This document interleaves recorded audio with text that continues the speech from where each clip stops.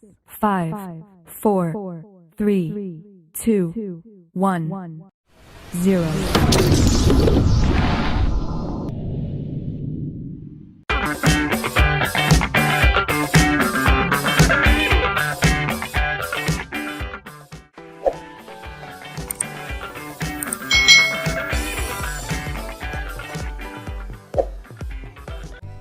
Hai,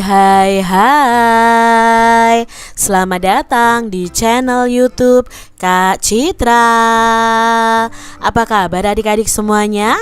Kak Citra berharap kalian dalam keadaan yang baik, sehat, dan siap untuk belajar ya. Hari ini kita akan belajar bersama-sama untuk mata pelajaran tematik kelas 6. Kita belajar di tema 9, menjelajah angkasa luar, subtema 2, benda angkasa luar, dan rahasianya, pembelajaran yang ketiga. Mari adik-adik kita belajar dengan penuh semangat ya.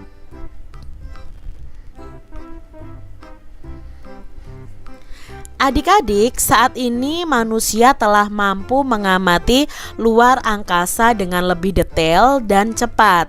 Ini merupakan salah satu hasil perkembangan teknologi yang cepat dan canggih. Nah, sejak manusia meluncurkan yang namanya teleskop teleskop Hubble itu informasi yang didapatkan tentang keadaan di luar angkasa itu semakin jelas dan cepat.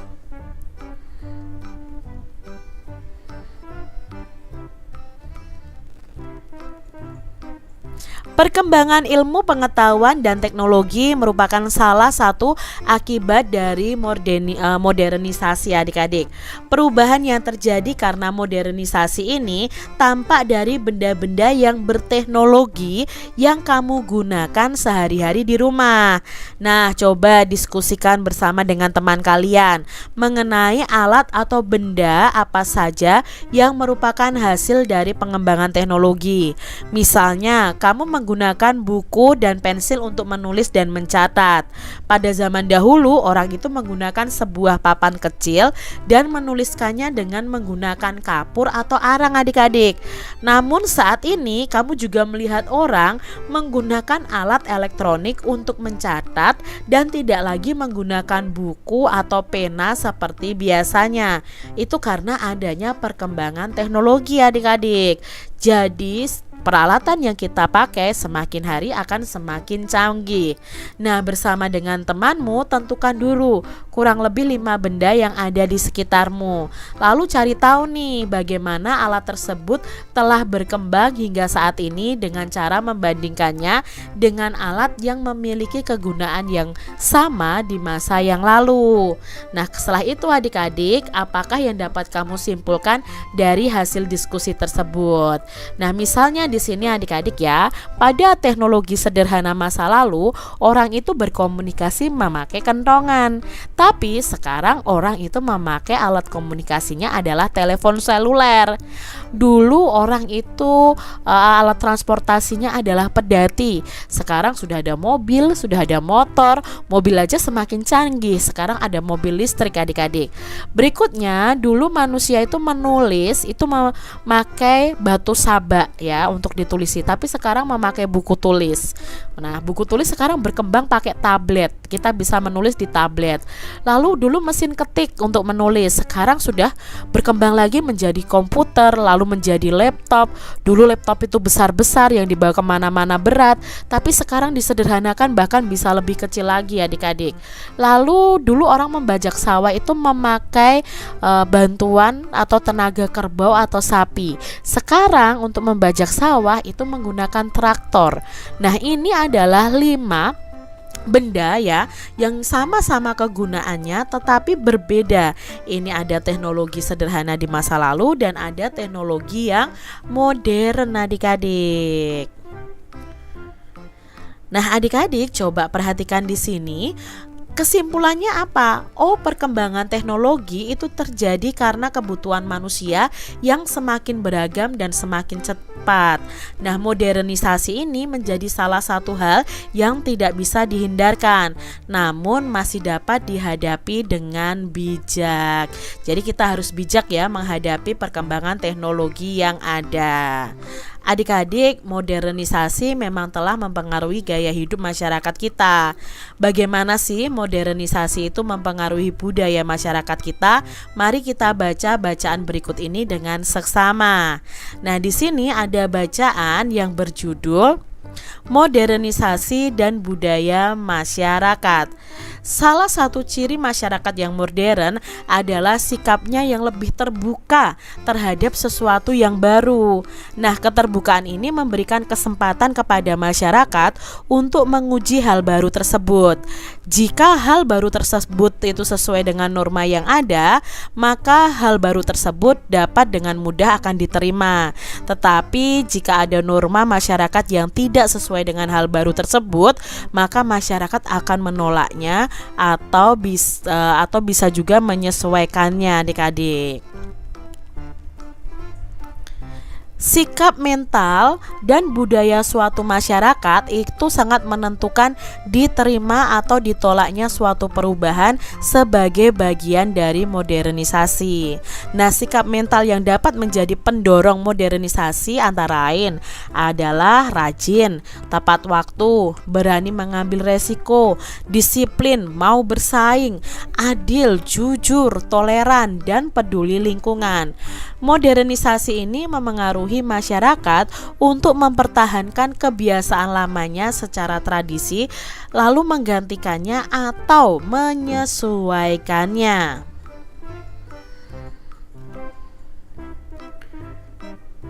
Modernisasi akan mempengaruhi masyarakat yang mempertahankan budaya-budaya yang telah diturunkan dari nenek moyangnya nih adik-adik. Berkembangnya ilmu pengetahuan itu dapat digunakan untuk menggali budaya-budaya untuk dipertahankan dan diperkaya. Nah, melalui inovasi, budaya masyarakat itu dapat dipertahankan menjadi budaya masa kini dengan bantuan teknologi, misalnya melalui penyebaran informasi ke seluruh dunia dan melalui pameran-pameran budaya. Nah, budaya daerah pun dapat dimodifikasi loh menjadi sesuatu yang lebih menarik, lebih masa kini tanpa meninggalkan makna dan arti nilai-nilai dari budaya tersebut. Misalnya nih, seperti yang dilakukan pada Jember Fashion Karnaval. Nah, di sini ya, yang melibatkan anak-anak muda untuk mengembangkan budaya daerahnya dalam acara lokal yang bertaraf internasional. Nah, GFC ini digagas oleh salah satu putra asli daerah, yaitu Dainan Faris. Nah, ia telah berhasil membuat mata masyarakat nasional maupun internasional itu mengarah ke Kabupaten Jember. Sebelumnya, Kabupaten Jember itu hanya dikenal sebagai daerah penghasil tembakau, adik-adik. Kemudian ya, kehidupan agraris masyarakatnya ini ternyata tidak menghalangi kreativitas warganya untuk mengembangkan daerahnya sebagai salah satu kota wisata fashion di Indonesia. Nah, Dainan ini bercita-cita menjadikan Jember sebagai kota karnaval tingkat dunia.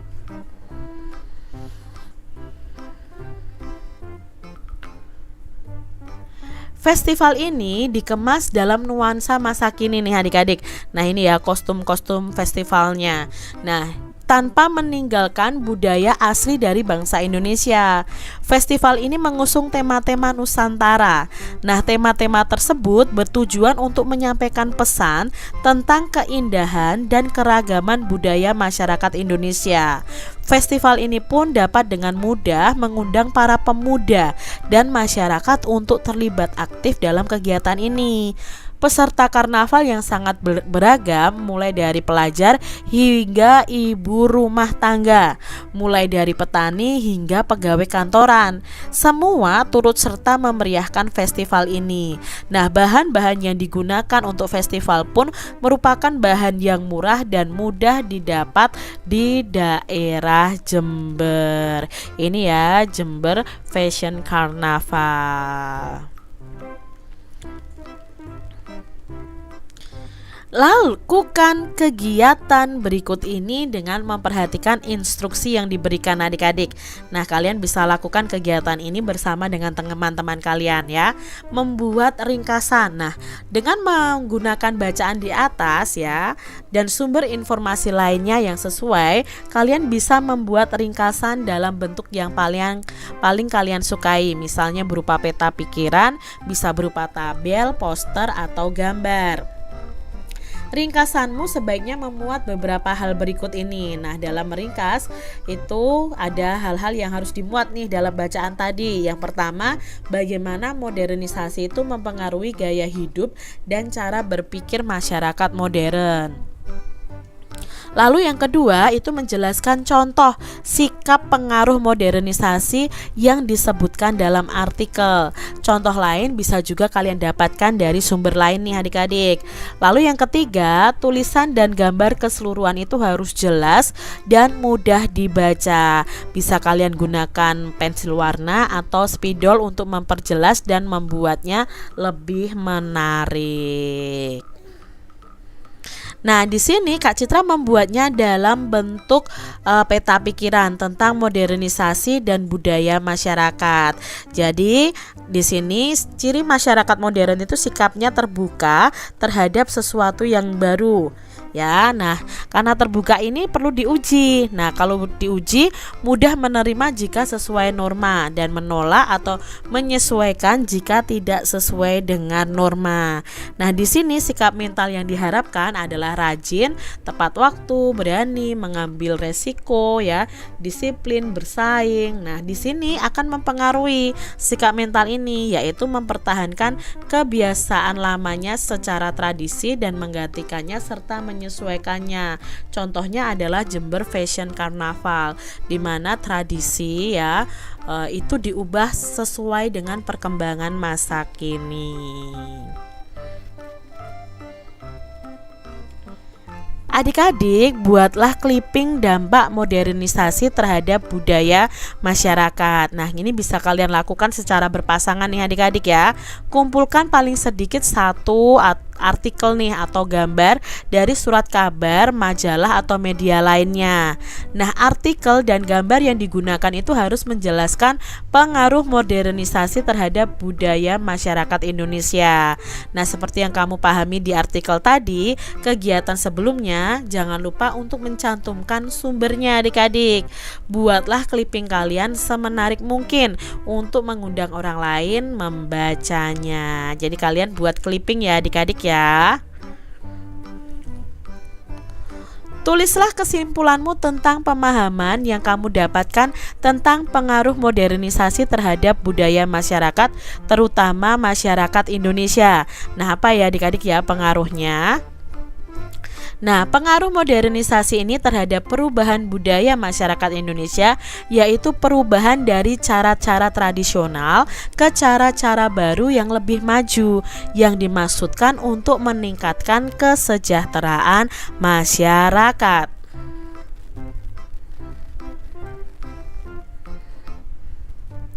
Pengaruh modernisasi ini tampak nyata di dalam kehidupan sehari-hari kita. Kita tidak dapat menghindari loh adik-adik dari pengaruh perkembangan ilmu pengetahuan dan teknologi yang mendorong terjadinya modernisasi. Jadi kita juga tidak bisa menghindar dari perkembangan teknologi.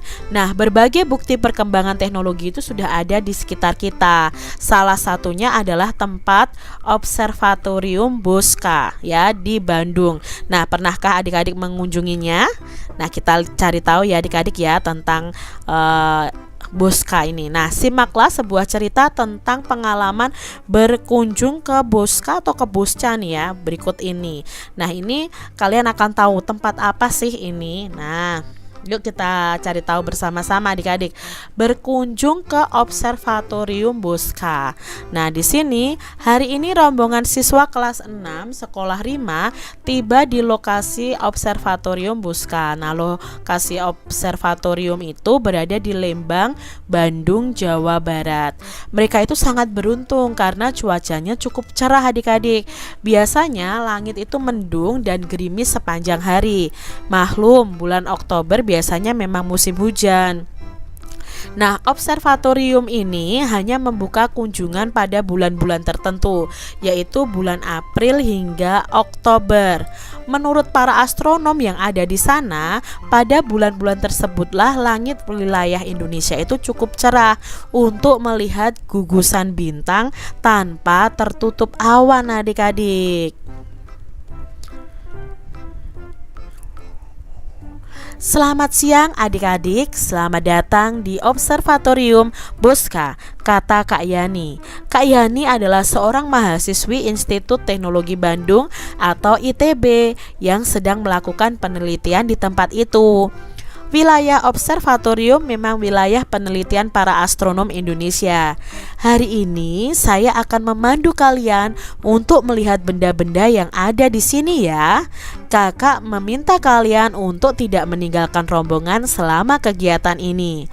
Selain kelompok kalian, masih ada kelompok lain dari sekolah yang berbeda yang berkunjung ke tempat ini pada hari ini. Jelas Kak Yani ramah adik-adik.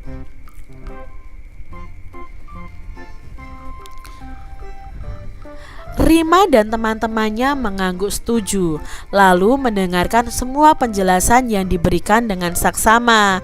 Rima dan teman-temannya mengikuti rombongan dengan tertib. Ia dan teman-temannya itu mencatat hal-hal yang menarik yang dijelaskan oleh Kak Yani. Rima melihat beberapa teleskop yang ada di observatorium dan mencoba melihat gugusan bintang melalui salah satu teleskopnya. Rima berseru penuh kekaguman, "Wah, indah sekali. Tak kusangka ada bintang sebanyak itu di langit sana." Seru Rima kegirangan. Teman-teman Rima pun sangat senang adik-adik ya, karena di sini bisa melihat bintang. Ini adik-adik, salah satu teleskop yang ada di Bosca ini adik-adik. Tiba-tiba mereka mendengar seorang menangis. Rima dan teman-temannya berhenti lalu mencari asal suara itu. Setelah Rima berbicara kepada Kak Yani tentang suara itu, rombongannya berhenti. Kak Yani menghampiri asal suara itu. Kelihatannya suara itu berasal dari balik pintu. Kak Yani membuka pintu itu dan menemukan seorang gadis kecil berseragam sama dengan Rima terduduk dan menangis terseduh-seduh. "Agatha," seru Rima, "mengapa kamu berada di sini? Bukannya seharusnya kamu ikut rombongan Butika?" tanya Rima kepada teman satu sekolahnya. Agatha memang tidak sekelas dengan Rima, tetapi mereka sama-sama siswa kelas 6. Agatha itu seharusnya ikut rombongan Butika, wali kelas mereka.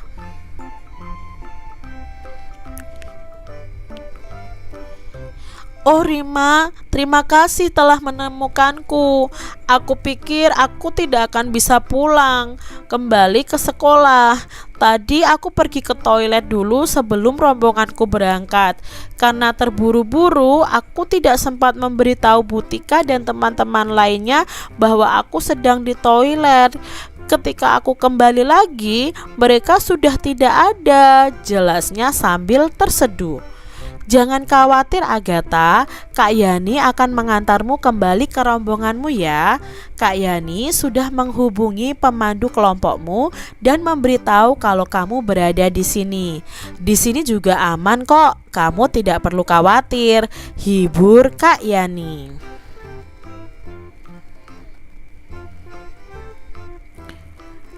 "Terima kasih Kak Yani. Lain kali aku harus memberitahu teman yang lain kalau aku sedang meninggalkan rombongan untuk keperluan tertentu," kata Agatha masih bersedih. Rima mengajak temannya itu ke bagian belakang ruangan dan membagi minumannya agar Agatha lebih tenang. Rima bersyukur loh temannya itu sudah tenang. Dalam hati ia juga bersyukur karena diingatkan oleh peristiwa ini. Bisa saja Rima melakukan kesalahan yang sama. Nah itu tadi ya adik-adik ya, cerpen atau cerita fiksi nih. Nah adik-adik, berdasarkan cerita fiksi di atas nih adik-adik ya, Lakukanlah kegiatan berikut ini secara mandiri. Nah, bagilah cerita tadi menjadi 3 bagian, yaitu cerita awal, tengah, dan akhir. Lalu gambarlah peristiwa penting yang menjelaskan isi cerita dari bagian awal, tengah, hingga akhir, dan beri keterangan di setiap gambarnya. Contohnya seperti ini nih adik-adik ya. Awalnya ya, itu rombongan siswa kelas 6 sekolah Rima itu berkunjung ke Observatorium Bosca di Lembang, Bandung, Jawa Barat. Lalu cerita di tengahnya apa?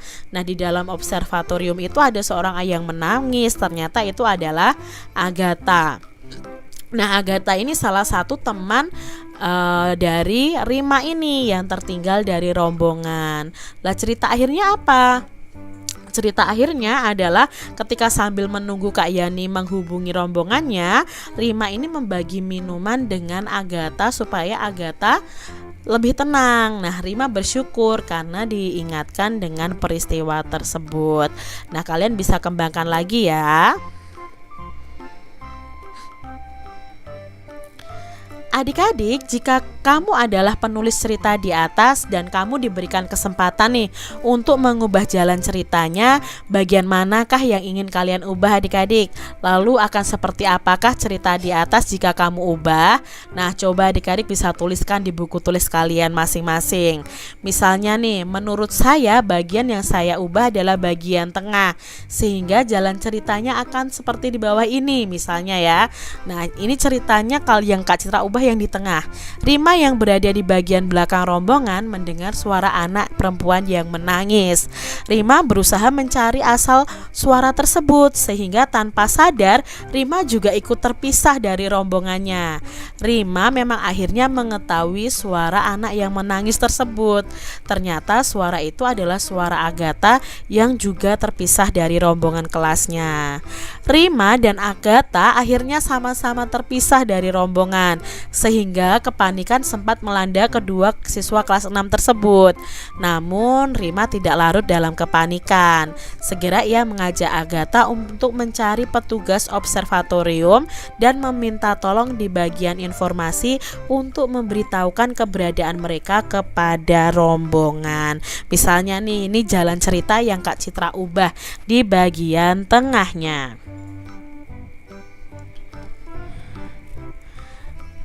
Adik-adik, coba amati gambar berikut ini. Perkembangan ilmu pengetahuan dan teknologi telah banyak membantu masyarakat untuk memecahkan masalahnya adik-adik. Nah, di sini peluncuran satelit di luar angkasa itu telah banyak membantu manusia adik-adik ya. Telah banyak dimanfaatkan manusia untuk menyebarkan informasi dan untuk meningkatkan persatuan dan kesatuan bangsa dengan meningkatkan rasa cinta tanah air dan bangsa dengan berbagai cara yang kreatif dan masa kini.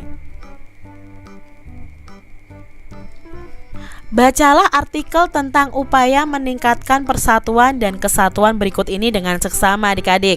Nah, di sini ada bacaan yang berjudul Tradisi Ngayah di Masyarakat Bali. Apa ya tradisi ngayah itu? Yuk kita cari tahu bersama-sama. Kehidupan masyarakat Indonesia yang menjunjung tinggi kebersamaan telah menjadi norma yang diturunkan dari nenek moyang. Persatuan dan kesatuan itu diwujudkan dalam kegiatan sehari-hari di kalangan masyarakat tradisional yang tetap terpelihara dan dianggap penting hingga kini. Salah satunya adalah tradisi ngayah yang dilakukan masyarakat Bali. Ngayah itu berarti mengerjakan sesuatu secara sukarela untuk kebaikan bersama adik-adik. Tidak hanya pada saat mempersiapkan kegiatan keagamaan, ngayah itu juga dilakukan masyarakat dalam kehidupan keseharian. Saling berbincang dan menyapa di pagi hari sebelum masyarakat bekerja merupakan salah satu kegiatan ngayah yang sering dilakukan. Ngayah itu dilakukan untuk saling berbagi, tolong menolong dan bermasyarakat. Ngayah itu juga berarti menyumbang adik-adik. Tidak hanya menyumbang secara materi, ngayah itu juga menyumbang dalam bentuk jasa dan kebersamaan. Di setiap acara keagamaan yang dilakukan bersama-sama, setiap anggota masyarakat akan melibatkan dirinya baik dengan materi maupun tenaga untuk menyukseskan acara tersebut.